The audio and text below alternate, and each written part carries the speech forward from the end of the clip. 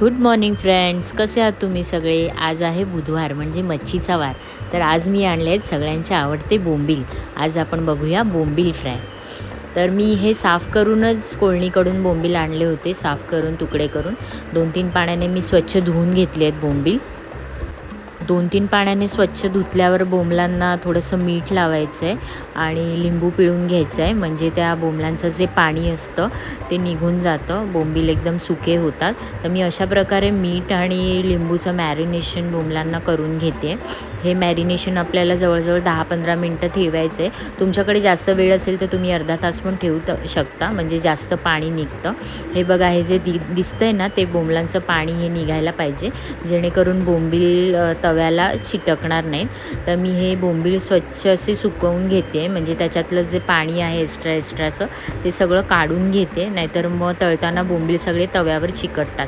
हे पाणी व्यवस्थितपणे निघालं ना की बोंबील एकदम कुरकुरीत फ्राय होतात. तर आता आपण बघूया मॅरिनेशनसाठी मी काय काय घेते.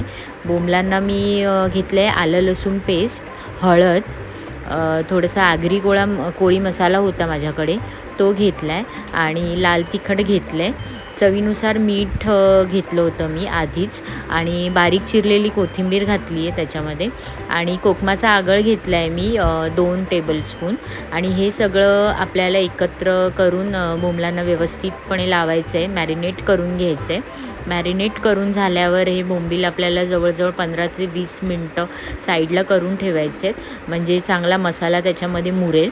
आणि मग त्यानंतर आपल्याला ते बोंबील तळायचे आहेत. तर तळण्यासाठी मी बारीक रवा घेतला आहे, तांदळाचं पीठ, तिखट, हळद आणि मीठ हे सगळं साहित्य मी एकत्र केलं आहे. तवा मी मीडियम आचेवर गरम करून घेतला होता आणि तव्यावर तेल घातलं होतं. तर तेल एकदम असं मीडियम आचेवर करून एकदम छान गरम झालं पाहिजे, तरच बोंबील छान कुरकुरीत होतात.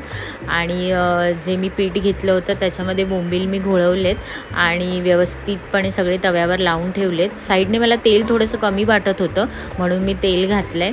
आणि एका बाजूने मंद आचेवर बोंबील छानपैकी परतून घ्यायचे आहेत. हे जे साईडला तुम्हाला मरून कलरची कडा दिसते ना, यावरून समजायचं की एक साईड बोंबील मस्तपैकी चांगले खरपूस भाजलेले आहेत. एक साईड परतली की दुसरी साईड पण मी व्यवस्थितपणे परतून घेतली आणि दोन्ही बाजूने बोंबील एकदम खरपूस व्यवस्थितपणे फ्राय झालेत.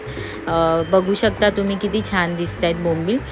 बोंबलांमधलं पाणी जेव्हा सगळं व्यवस्थितपणे निघतं ना, तेव्हाच बोंबील एकदम कुरकुरीत आणि क्रिस्पी फ्राय होतात. तर मी अशा प्रकारे बोंबील करते. तुम्ही कशा प्रकारे करता ते पण मला सांगा. माझी पण रेसिपी तुम्ही ट्राय करा. ओके, चलो बाय.